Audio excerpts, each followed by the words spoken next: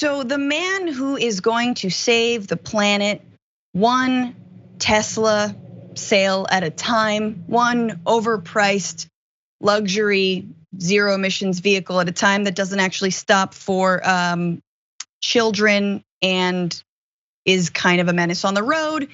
Elon Musk, turns out we found out about a private flight that he took.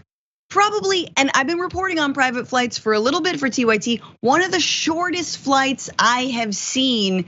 Let's go to this graphic from Hayden Clarkin. Elon Musk took a 9-minute flight to San Francisco from San Jose, y'all, which is 5 stops on the Caltrain. I literally have no words. There's a map of it. You guys, if you've been to this area, I am from this area. I know exactly what that is. Like, I've gone to see like San Jose Sharks hockey games from San Francisco. This is like, it's like a beer and a half of a trip. It is super short. It takes you 40 minutes, if that.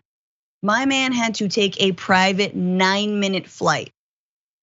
That is what he did. This is the same guy who, by the way, in 2018, said Tesla exists to help reduce the risk of catastrophic climate change, which affects all species on Earth. Even if your faith in humanity is faltering, this is worth caring about. Support makes a difference. Thank you. He was so different back then. And a mashup was put together by, of course, Ken Klippenstein of those 2 screenshots. In case we needed a reminder about how terrible private jets are for the environment, a report from the United Nations warns that we're absolutely, of course, hurtling towards climate disaster if global greenhouse emissions like carbon dioxide don't start dropping by 2025. Researchers pinpoint a potential guideline to keep things sustainable. Everyone on Earth should limit their carbon footprint to a grand total of 2.3 metric tons per year, which still feels like a lot of tons. But let's look at a private jet. It emits 2 metric tons of carbon dioxide per hour. Per hour. Now, of course, if it's a 9-minute flight, I mean, maybe if you're only taking, you could actually get within under that if you're not taking that many short flights. But like, is Elon in fact doing that? No. And we talked about how, Kylie Jenner has been doing these, all kinds of folks, whether it's Steve Jobs or Taylor Swift. Steven Spielberg has also been taking these. So let's just put up this graph. You can see private jet versus, this is CO2 emissions by vehicle type, private jet, super yacht, that's fun, a car, and US domestic commercial flight. Interestingly, US domestic commercial flight, not all that bad. Again, these are people who would not be caught dead doing what someone like Bernie Sanders does, which is like, do the middle seat and coach, bro, if you need to go around, and get to your campaign stops. If you need to go support striking workers in different warehouses. You think Kylie Jenner, even, or Elon Musk, you think these folks are flying commercial? Hell no.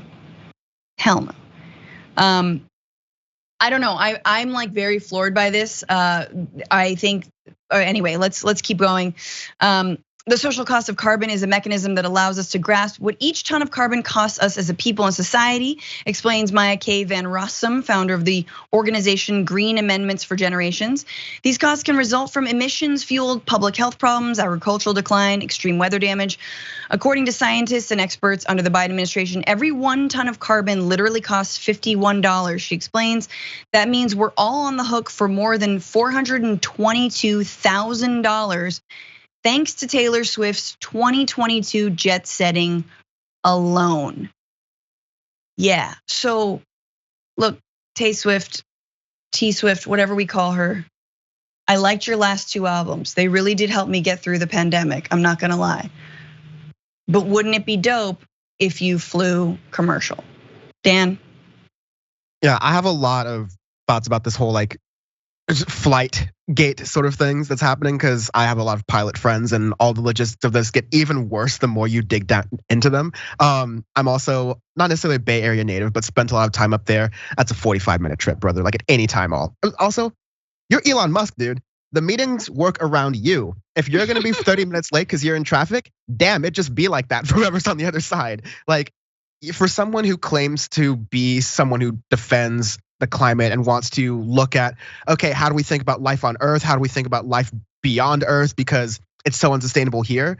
When you actually look closely, and there's been a lot more attention brought to this, that California was going to have a high-speed rail project that probably would have made it very easy to get from San Francisco to San Jose very quickly and sustainably, given that it would use electricity and hopefully be backed by a lot of environmental ways to generate that electricity. Right. But Elon Musk specifically fought to stop that plan with his Hyperloop idea by basically creating traffic in tubes by sending Teslas in tubes at fast speeds across the state. He had a bunch of different companies try to develop Hyperloop ideas. They convinced them to build a tunnel underneath Los Angeles as a test that ultimately just created traffic underneath Los Angeles and Las Vegas and things like that. So he was pushing for that instead of California's high-speed rail project, specifically to derail it. So let's dispel with the idea that Elon Musk is someone who cares about the climate. He cares about his ego, and if he's able to use climate change to say that he has this strong persona, that he's doing things for the environment, at the end of the day, it feeds his ego, it feeds his sort of cult of personality he's developed. So he's gonna care about that much more than he cares about the environment, much more than he cares about people who are living here. And the proof is in the history. Yes, absolutely. If it's not a vanity project, he doesn't want any part of it. And also it just shows you, I mean, the carbon budget, it's like anything. It's like all of income inequality in this country generally, that billionaires absolutely emit more CO2. And if we didn't have billionaires, and if private jets, let's say, were not a tax write-off as they were under the Trump 2017 tax cuts and still are, if they were actually a liability, if they didn't exist, if billionaires and private jets didn't exist, guess what? We'd all have more years on our life.